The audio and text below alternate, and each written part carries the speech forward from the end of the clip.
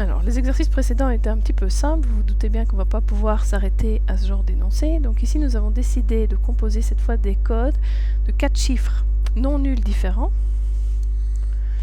suivis de 2 lettres choisies parmi A et B, et on vous demande combien de codes est-ce qu'on peut constituer avec ces contraintes. Alors, le principe des cases juxtaposées me dit que pour mes 4 chiffres non nuls différents, du fait qu'ils soient non nuls, il n'y a plus que 9 chiffres disponibles et ils doivent être différents. Donc première case c'est 9, pour la deuxième je ne peux plus prendre le précédent, donc 8, 7 et puis 6. Et puis les 2 lettres, par contre on dit juste que c'est choisi parmi A et B, donc je n'ai déjà que 2 choix, mais en plus on ne nous dit pas que ces choix doivent être différents. Donc si j'ai 2 choix pour la première lettre, il me reste potentiellement 2 choix pour la deuxième lettre.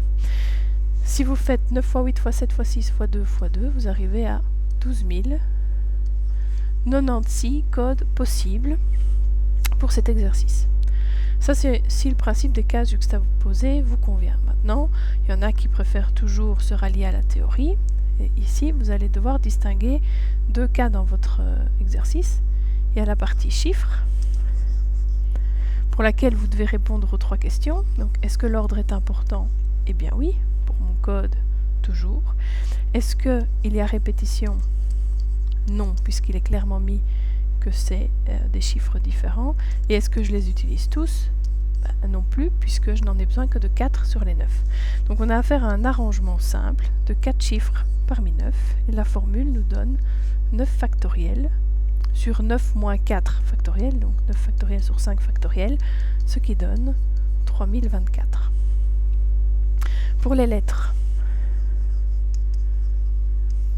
l'ordre est toujours important. Si je mets A et puis B ou B puis A, ça risque de se déverrouiller ou non, sauf dans le cas évidemment où c'est 2 lettres les mêmes, et donc a priori l'ordre est important.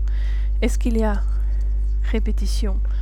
Potentiellement oui, puisqu'on ne nous propose pas des lettres différentes, et déjà rien qu'avec ces 2 questions, j'en déduis qu'on a affaire à un arrangement avec répétition de 2 lettres parmi 2. La formule c'est n exposant p, donc 2 au carré, ça fait 4.